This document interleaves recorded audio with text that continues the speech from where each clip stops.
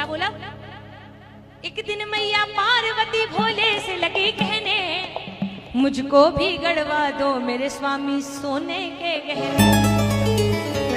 कैसे खुश हो गया चेहरा, इसलिए मैंने बोला था ना ध्यान सुनना, आपके फायदे की बात है। मुझको भी गड़वा दो मेरे स्वामी सोने के गहने। तो अपने फायदे की बात है, आनंद आएगा। अरे भाभी को तो पहले से आ रखा है। आओ एक बार तालियां बजाओ मिलके। 1 2 3 4।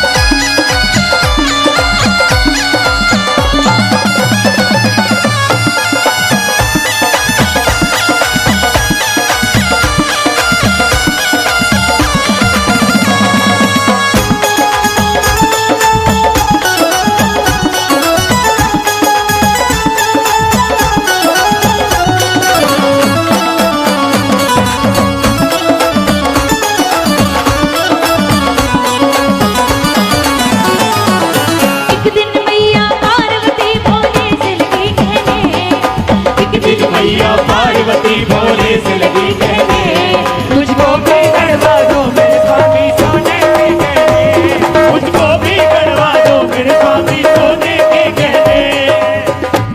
बाबा भोलेनाथ ने पूछा कि ऐसी डिमांड तुमने पहले तो कभी करी नहीं थी, ये अचानक से क्या हुआ? गौरा भैया ने जवाब क्या दिया सुनना, तालियां बजाओ। गौरा मैया ने बाबा भोलेनाथ से क्या कहा कि प्रभु मैंने लक्ष्मी को देखा, मैंने एक रानी देखी, मैंने लक्ष्मी को देखा, मैंने एक रानी देखी, तीनों लोगों में जाकर रानी महारानी देखी, तीनों लोगों में जाकर रानी महारानी देखी। बाबा भोलेनाथ ने पूछा क्या देखा भाई? गौरा मैया ने जवाब क्या दिया कि प्रभु एक से बढ़कर एक सभी ने आभूषण पहने, एक से बढ़कर एक सभी ने आभूषण पहने। इसीलिए क्या मुझको भी गड़वा दो मेरे स्वामी। जल्दी। हाँ। इसके बाद बाबा भोलेनाथ में तालियां बजाते रहो। हाँ। जिया जी आप लोग भी बजा लो।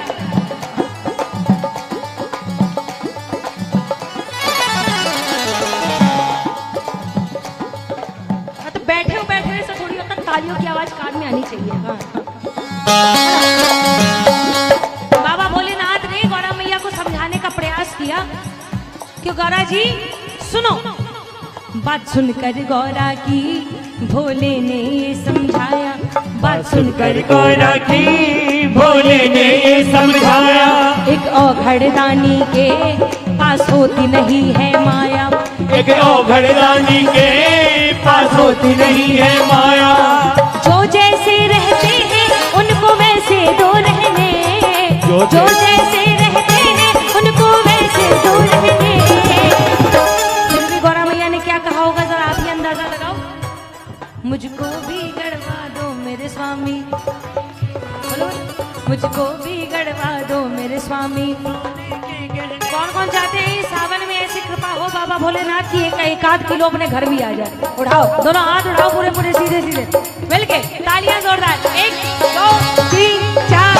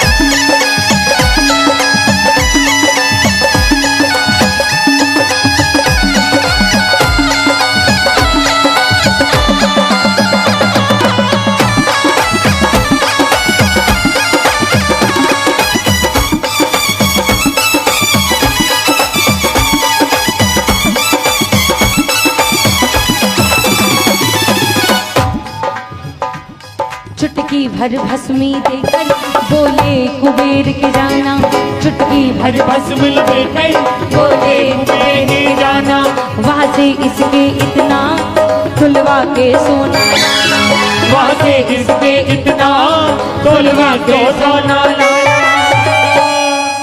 बाबा भोलेनाथ ने गौरा मैया को समझाने का प्रयास किया लेकिन विफल रहे।